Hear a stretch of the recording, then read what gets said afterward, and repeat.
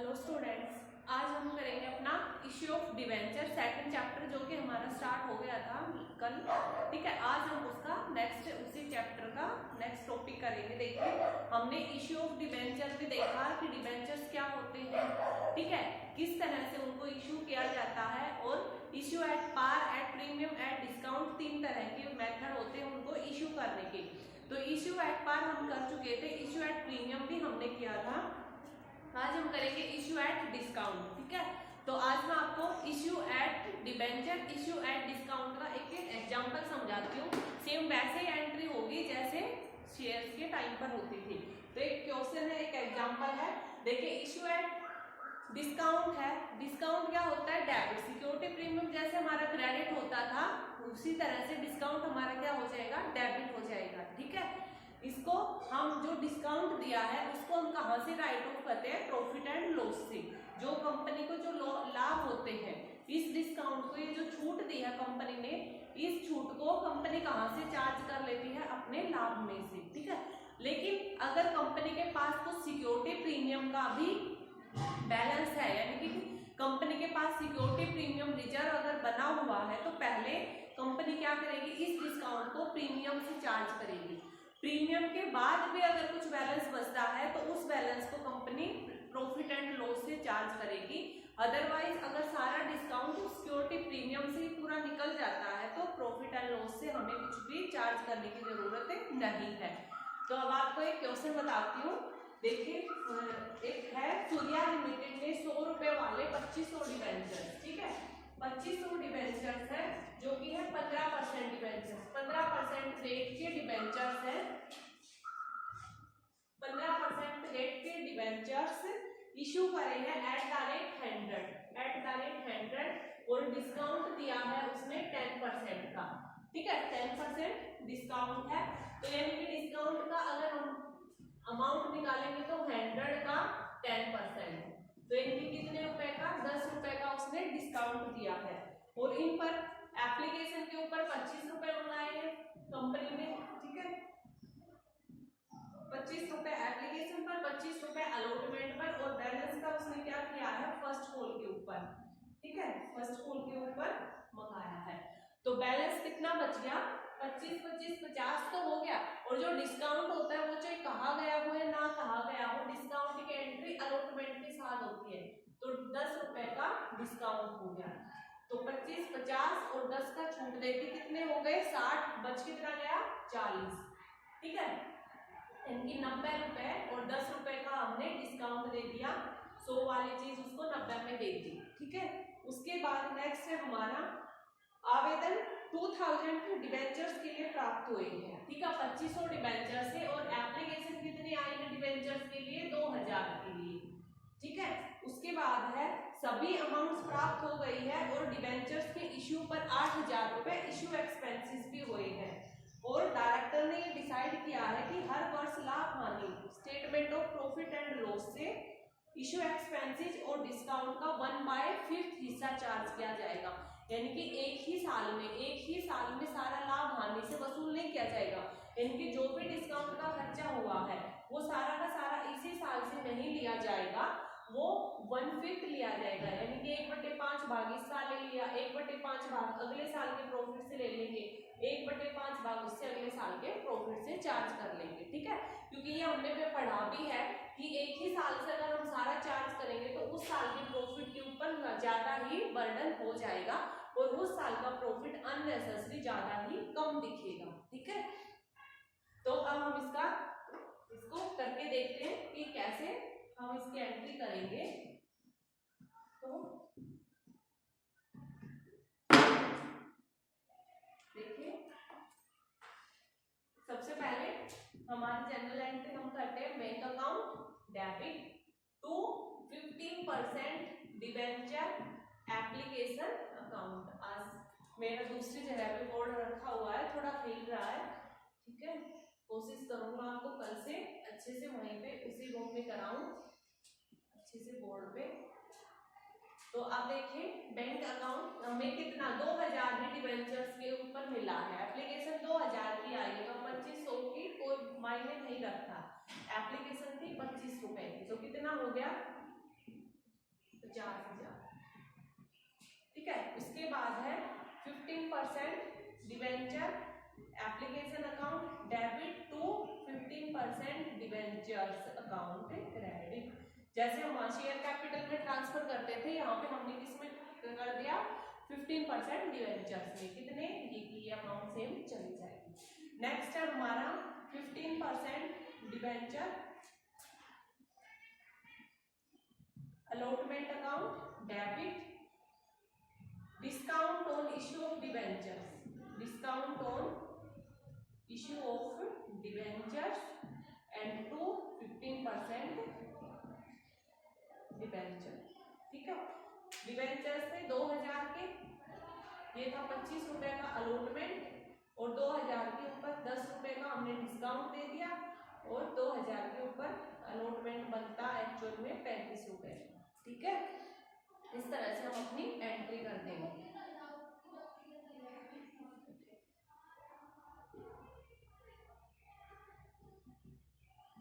उसके बाद नेक्स्ट है हमारा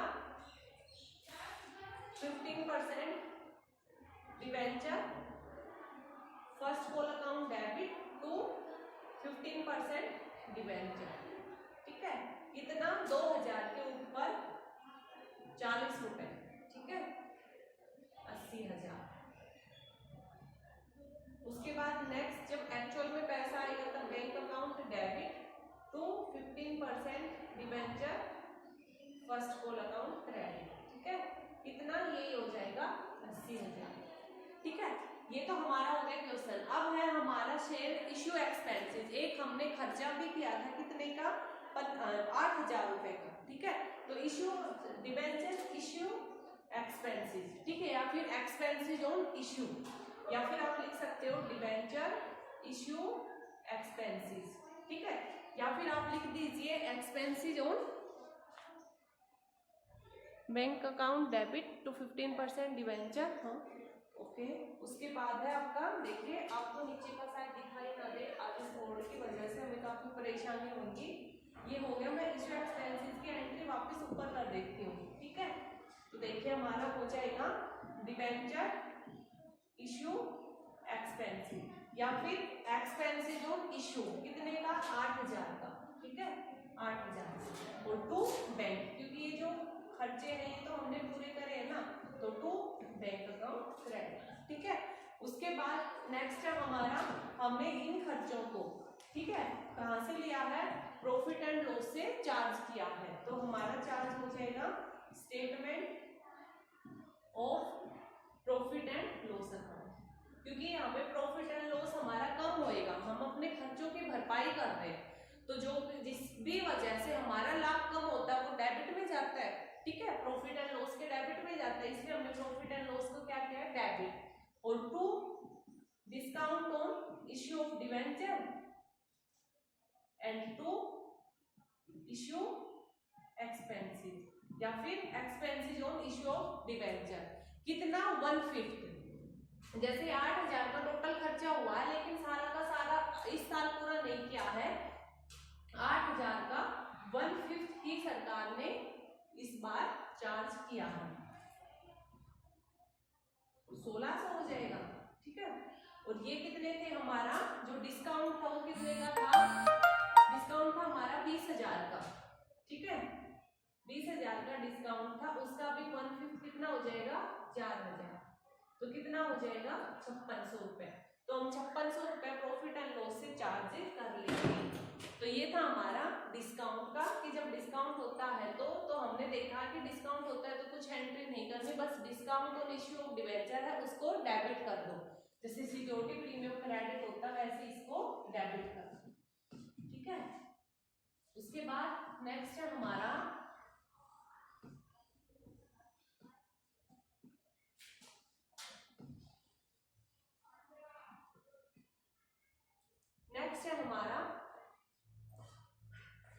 कैश के अलावा, ठीक है, डिवेंचर्स को इश्यू करना। जैसे हमने शेयर्स में देखा था कि हमको एसेट्स खरीद रहे और एसेट्स को के बदले में हमने कैश देने की बजाय शेयर्स दे दिए थे।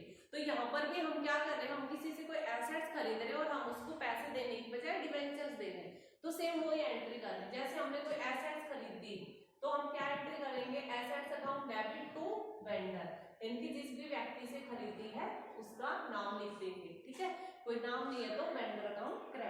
उसके बाद vendor account debit to debenture, यानी कि हमने उसको वेंडर को क्या किया है, इश्यू कर दिए डिबेंचर्स। अगर आपको रेट दी होती हो तो यहाँ पे रेट लिख दीजिए कि आपने किस रेट के डिबेंचर उसको इश्यू करे हैं, समझ गए। उसके बाद नेक्स्ट है, अगर हमने उसको प्रीमियम पर ये डिबेंचर इश्यू करे हैं तो हमारा क्या एंट्री होती है, तो एट पार का है। अगर हमने वेंडर को डिबेंचर इश्यू करे प्रीमियम पर तो vendor account debit to debenture account credit और to security premium reserve account credit, ठीक है। इस तरह से हमारा एंट्री हो जाएगा। अगर हमने वेंडर को डिस्काउंट के ऊपर कोई चीज दी है, कोई खरीदार है और हमने डिस्काउंट पे के ऊपर डिबेंचर्स दिए हैं उसको, तो हमारी एंट्री क्या हो जाएगी, तो हमारी एंट्री हो जाएगी vendor account debit discount on issue of debentures और टू डिबेंचर्स अकाउंट क्रेडिट, ठीक है। इस तरह से हमारा एंट्री, यानी कि सेम वही है, वेंडर हो जाए सेम वैसे इश्यू के एंट्री हो जाए वेंडर की, बात तो वही रहती है, प्रीमियम क्रेडिट होता है, डिस्काउंट डेबिट होता है, ठीक है। उसके बाद अब हम इसका एक क्वेश्चन आपको करके दिखाते हैं, एक एग्जांपल करके दिखाती हूँ आपको।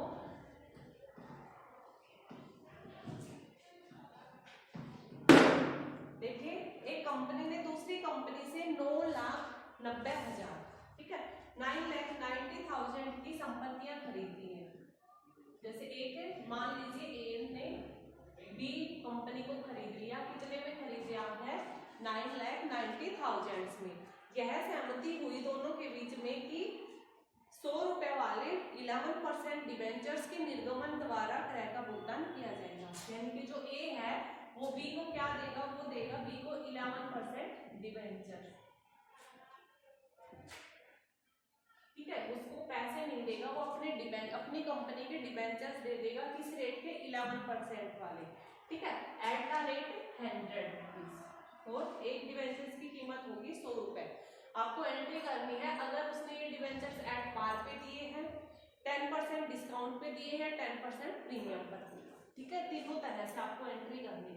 तो सबसे पहले अगर उसने डिबेंचर्स एट पार पे दिए हैं तो सबसे पहले तो हमारी एंट्री क्या हो जाएगी, उसने एसेट्स खरीदी है, ठीक है, sundry assets account debit to, किससे खरीदी है, कोई कंपनी से, सॉरी मैंने नाम लिखा था, कोई कंपनी का नाम नहीं है, या तो जिससे खरीदी होती है वो, या फिर टू वेंडर, नाम नहीं है तो हम लिख देंगे वेंडर अकाउंट क्रेडिट, ठीक है। परचेज एसेट्स 9,90,000, 9,90,000 की उसने संपत्ति खरीदी। अब हम उसको भुगतान करेंगे, तो vendor account debit to 11% debentures, इनकी वेंडर को हमने डिबेंचर्स दे दिए 11%, तो उसको एट पार पे दिए हैं, ठीक है। आज राइटिंग बहुत खराब आ रही है, तो अच्छे से लिखते हो तो वर्ड हिलता है, ठीक है, इसलिए मैं बार बार लाइन बोल रही हूँ, आप मेरे बोलने पे ध्यान दो, लिखने पर आज आपको मे भी शायद अच्छे से ना लिखे। तो वेंडर डेबिट टू 11% डिबेंचर, तो उसने क्या किया है, 9,90,000 जो रुपए देने थे वो उसने डिबेंचर्स के रूप में दिए हैं, ठीक है, और एक डिबेंचर है 100 रुपए का, तो यानी कि हमने उसको क्या किया है, 9900 डिबेंचर्स इश्यू कर दिए, ठीक है, 9,900 debentures at the rate 100 each के हमने उसको इश्यू कर दिए, ठीक है, यानी कि टोटल पैसे तो 9,90,000 देने थे, हमें भी पता है, यानी कि किसी व्यक्ति को हमें 9 लाख रुपए देने हैं और वो कह रहा है कि मेरे को 100 के नोट देना, तो हम उसको क्या करेंगे, 100 के कितने नोट देंगे, 9,000, ठीक है, वही चीज इसमें थी, तो हमने उसको 9900 डिबेंचर्स दे दिए और एक डिबेंचर की कीमत 100 रुपए है, तो हो गई ना 9,90,000, 9,90,000। उसके बाद नेक्स्ट हमारे ये तो हो गया एट पार का। अब इसी में ये साफ करते हैं, उसने एसेट्स खरीदी है, यही सेम, ठीक है, वेंडर है, अब हमने वेंडर को भुगतान करना है, ठीक है, वेंडर अकाउंट डेबिट टू, अब हमने उसको भुगतान करना 10% डिस्काउंट पर, यानी कि 100 रुपए वाला डिवेंचर है वो उसको 90 रुपए का मान के देना है। ठीक है, डिवेंचर 100 का ही है लेकिन इसके ऊपर 10% डिस्काउंट देना है, यानी कि 90 रुपए का मान के चलना है। एक डिवेंचर कितने रुपए का मान के चल रहे हैं हम? 90 रुपए का। तो हमने इसका मतलब कितने डिवेंचर इशू करे अभी देखते हैं। हमने उसको पैसे देने थे 9,90,000, 9,90,000 रुपए देने थे हमने उसको, और जो एक नोट है या एक डिवेंचर है वो कितने रुपए का है? 90 रुपए का है। तो यानी कि हम उसको कितने डिवेंचर्स देंगे? 11,000। तो 11,000 हम डिवेंचर्स उसको इश्यू करेंगे एट द रेट 100 ईच के और 10% डिस्काउंट पर। ठीक है, तो हमारी एंट्री हो जाएगी vendor debit discount on issue of debenture, discount on issue of debentures, और टू क्या हो जाएगा? 11% डिवेंचर्स। ठीक है, तो हमने क्या किया वेंडर को, देखिए 11,000 डिवेंचर्स दिए। ठीक है, एक डिवेंचर्स की कीमत कितनी है? 90 रुपए। ठीक है,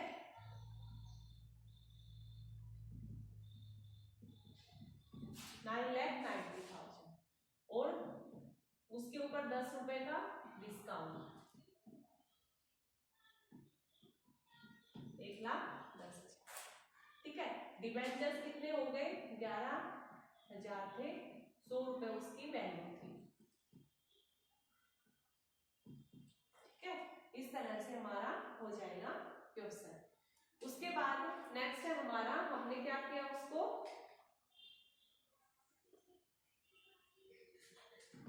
नेक्स्ट हमने उसको प्रीमियम पे दिया। तो ये आपको समझ में आ गया ना डिस्काउंट का, यानी कि हमने उस व्यक्ति को वेंडर को तो पैसे इतने ही देने हैं, 9,90,000 देने हैं। ठीक है, वो अब की बार लेकिन हमारे डिवेंचर्स बने हैं कितने? 11,000 के, क्योंकि एक डिवेंचर्स की वैल्यू अब की बार कम हो गई है, अब की बार एक डिवेंचर्स 90 रुपए का है। ठीक है, तो डिवेंचर हमें सबसे पहले ऐसे क्वेश्चन में नंबर ऑफ डिवेंचर्स निकालने जरूरी है, जो यानी कि हमें निकालना है नंबर ऑफ डिवेंचर्स, सबसे इंपॉर्टेंट है। तो अभी हम इश्यू एट प्रीमियम का देख लेते हैं आपको अच्छे से, फिर यानी कि हमने उस व्यक्ति को 9,90,000 देने। ठीक है, अब की बार एक डिवेंचर्स की कीमत है 100 रुपए का था, उसके ऊपर 10% का प्रीमियम है, यानी कि कितने का हो गया? 110 रुपए। कितने का हो गया? 110 का।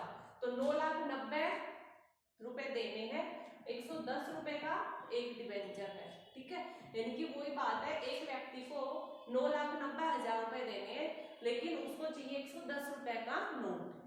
ठीक है, सपोज करो 110 रुपए का नोट है, तो वो कह रहा मेरे को ये कीमत 110 रुपए के नोट में चाहिए, मैं 100 के 10 के 20 के नोट नहीं लूंगा, 110 का ही नोट लूंगा। तो यानी कि हमें उसको कितने नोट देने पड़ेंगे? 9,000। ठीक है, तो ये हमारे आगे नंबर ऑफ डिवेंचर्स यानी कि नंबर ऑफ नोट, तो नंबर ऑफ डिवेंचर्स 9,000 हो गए। तो अब हमारी एंट्री क्या हो जाएगी? वेंडर अकाउंट डेबिट, वेंडर तो डेबिट ही हो जाएगा, वेंडर अकाउंट डेबिट कितने से? 9,000 से। ठीक है, और कितनी कीमत आपकी बार एक शेयर की? 110 रुपए। ठीक है, तभी तो उसके 9,90,000 होंगे, तभी तो उसके 9,90,000 होंगे। ठीक है, और 11% डिवेंचर्स 9,000 थे, 100 रुपए एक डिवेंचर्स की वैल्यू थी एक्चुअल में, और 2 सिक्योरिटी प्रीमियम रिजर्व कितना? 9,000 डिवेंचर्स के ऊपर 10 रुपए का प्रीमियम।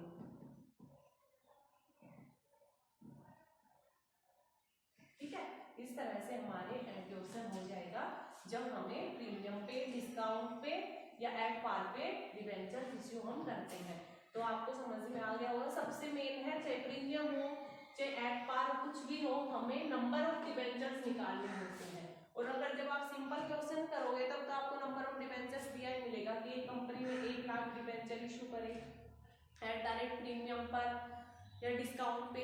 ये तो नंबर ऑफ डिवेंचर्स तो जब निकालने होते हैं जब हमें ये दे रखा होता है कि हमें उसको इतने रुपया देने हैं, पैसे देने हैं।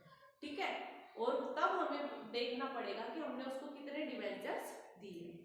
ठीक है, उसके बाद नेक्स्ट आपका, तो ये आपका हो गया जब हम किसी से एसेट्स खरीदते हैं। उसके बाद नेक्स्ट आपका, अब आप इजीली ये क्वेश्चन कर पाओगे, एसेट्स जब हम खरीदते हैं और उसके बदले में डिबेंचर्स देते हैं तो। उसके बाद नेक्स्ट आपका एक पॉइंट आ जाएगा, आपको ऐसे छोटे छोटे 2-3 एग्जांपल दे रखे हैं एसेट्स खरीदने के, तो अब आप इजीली कर लीजिएगा। कई बार एसेट्स दे रखी है, कई बार तो आपको वैल्यू दी मिलेगी कि हमने उसको इतने रुपए देने हैं, कई बार दी मिलेगी कि हमने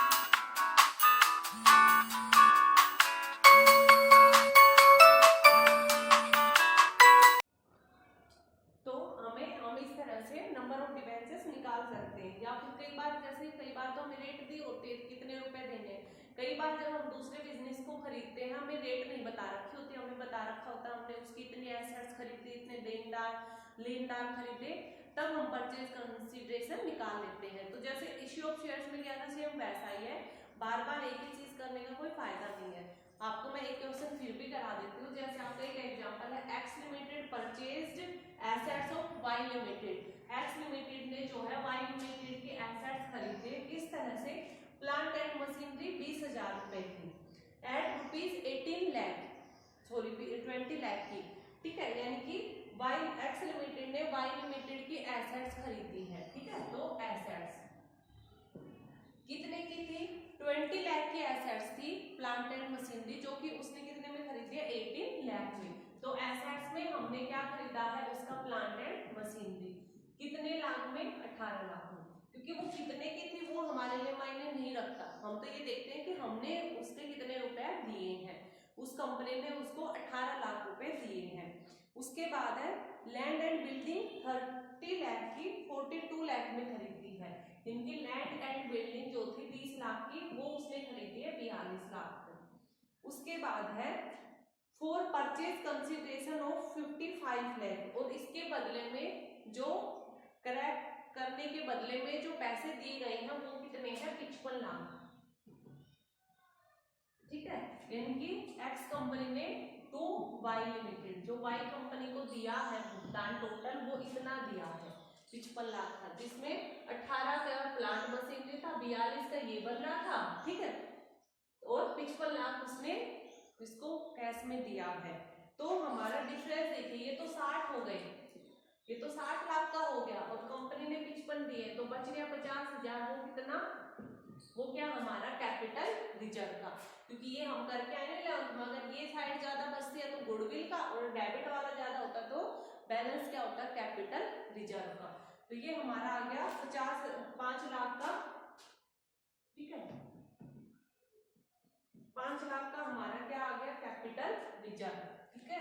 तो to capital reserve balance figure, क्योंकि डेबिट क्रेडिट तो इक्वल होना चाहिए, तो ये बचा हुआ 5 लाख का क्या है, कैपिटल रिजर्व है। उसके बाद वो कह रहे हैं कि 55 लाख में उनकी बात हुई, उसके बाद है and 10 lakh in cash and remaining bye issue of 8% debentures 100 each, और इस 55 लाख में से 10 लाख तो उसने कैश में भुगतान कर दिया, ठीक है। 10 लाख का तो क्या किया है, वाई लिमिटेड को हमने भुगतान दे दिया, ठीक है, टू बैंक, इनकी एक्स लिमिटेड ने वाई को दे दिया, वाई को मिल गए 10 लाख और हमारे पास से पैसे चले गए, तो वाई लिमिटेड को 10 लाख मिल गए और एक्स लिमिटेड के बैंक में कम हो गए 10 लाख रुपए। जो बचा हुआ है उसके बदले में वाई लिमिटेड को हमने डिबेंचर्स दिए हैं, ठीक है। वाई लिमिटेड के बच कितने गए, 45 लाख, टोटल 55 देने थे, 55 में से 10 का हिसाब किताब पूरा हो गया, 45 लाख दिए हैं। तो जो वाई को 45 लाख देने थे बचे हुए, वो हमने दिए हैं डिबेंचर्स के रूप में, ठीक है। तो टू क्या स्टेट के दिए हैं 8% डिबेंचर, तो टू 8% डिबेंचर्स अकाउंट क्रेडिट और to security premium reserve account credit, ठीक है। तो अब हम देखते हैं, हमने टोटल उसको देने 45 लाख रुपए, कितने देने 45 लाख, और प्रीमियम कितना दिया है हमने उसको 20% प्रीमियम पर दिए हैं, और इसकी वैल्यू है 100 ईच, इनकी 100 रुपए वाले शेयर के ऊपर 20% प्रीमियम, यानी कि कितना 20 रुपए प्रीमियम, इनकी एक डिबेंचर्स की वैल्यू हो गई 120 रुपया। तो अब हम देखेंगे तो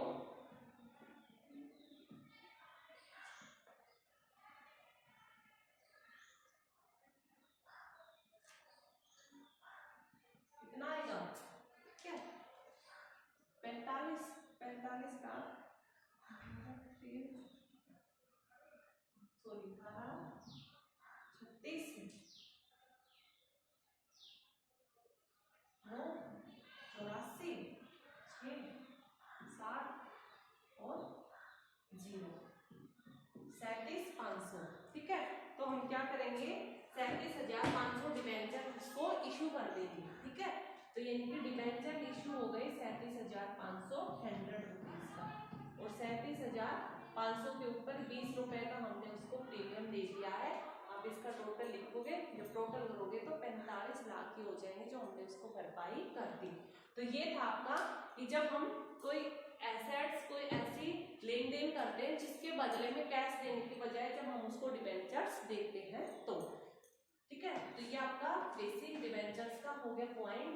अब नेक्स्ट आगे आपका डिबेंचर्स में और एक दो पॉइंट और रह गए डिबेंचर्स के चैप्टर में। एक हो गया इशू डिबेंचर्स में। नेक्स्ट पॉइंट हम क्या पढ़ेंगे कि जब हम किसी से कोई लोन लेते हैं, ठीक है, तो हम बदले में जैसे हमने पढ़ा था ना एसेट्स को गिरवी रख देते हैं, यहाँ पे हम कई बार अपने डिबेंचर्स को भी एज ए सिक्योरिटी के रूप में रख देते हैं कि भाई अगर हम पैसे की भरपाई नहीं कर पाए आपके लोन की तो आपके पास हमारे डिबेंचर्स है, आप मार्केट में डिबेंचर्स बेचिए या फिर बदले में डिबेंचर्स ले लीजिए, आपको हर साल ब्याज मिलेगा। ठीक है, तो जब हम सिक्योरिटी के रूप में डिबेंचर्स को रखते हैं तब हम क्या एंट्री करेंगे वो नेक्स्ट क्लास में